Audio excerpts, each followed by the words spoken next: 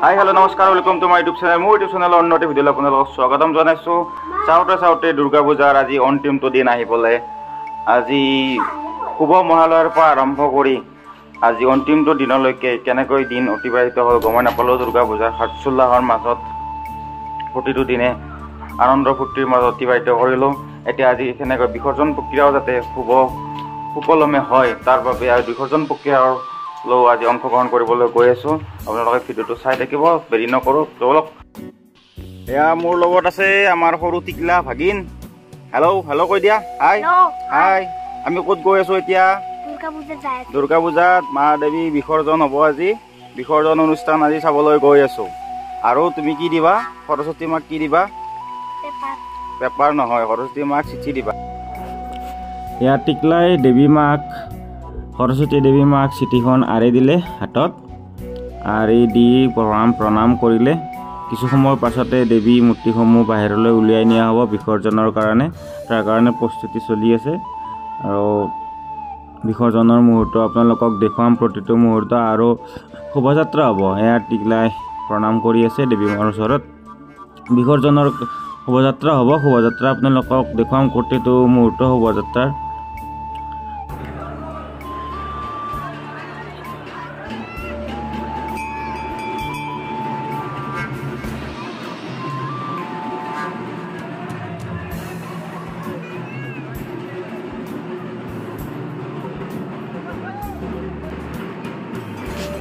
এয়া চাওক কিমান ভক্ত একত্ৰিত হৈছে শোভাযাত্ৰালৈ বুলি।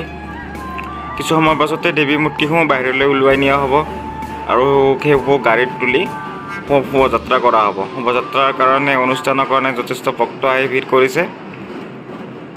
সকলোবোৰ দেৱী মাৰ পিছে পিছে নাম কীৰ্তন কৰি শোভাযাত্ৰাত অংশগ্ৰহণ কৰিব।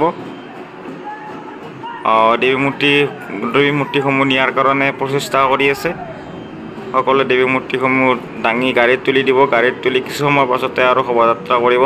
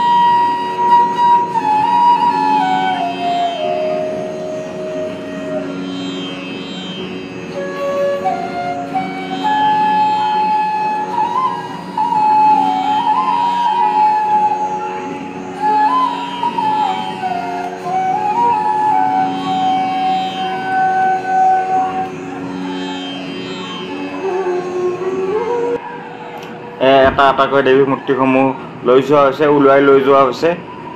এইসমূহ গাড়ীত তুলি দিব। গাড়ীত তুলি তাত লৈ শোভাযাত্ৰা কৰিব। শোভাযাত্ৰাৰ পিছে পিছে ভক্তসমূহ নাম বৰগীত গায়, নাম কীৰ্তন গায়। তাৰে পিছে পিছে অনুষ্ঠান পৰিৱেশন কৰি গৈ থাকিব। শোভাযাত্ৰা কৰা হোৱাৰ পাছত তাৰপাছত এইবোৰ নদীত নি তাক বিসৰ্জন কৰি দিয়া হ'ব। এয়া চাওক মূৰ্তিসমূহ লৈ যোৱা হৈছে। সুন্দৰভাৱে ধৰি তাক মূৰ্তিসমূহ লৈ গাড়ীত তুলি দিয়াৰ ব্যৱস্থা কৰা হৈছে। এটা এটাকৈ মূৰ্তিসমূহ ভালকৈ সুন্দৰকৈ লৈ যোৱা হৈছে। এয়া সৰস্বতী দেৱীক নিয়াৰ কাৰণে ভক্তগণে ৰখি আছে। চাওক গাড়ীত তুলি দিয়া হৈছে মূৰ্তিসমূহ ধুনীয়াকৈ। এটা এটাকৈ মূৰ্তিসমূহ সুন্দৰভাৱে সুচাৰুকৈ লৈ যোৱা কৰি গৈছে। দেৱী সৰস্বতী দেৱীকো লৈ গৈছে। চাওক এটা ধুনীয়া সুন্দৰ মাংগলিক পৰিৱেশ। এয়া দুৰ্গা মাকো নিবৰ কাৰণে, তুলি নিয়াৰ কাৰণে ভক্তগণে লাহে লাহে চেষ্টা কৰি আছে লৈ যাব আৰু।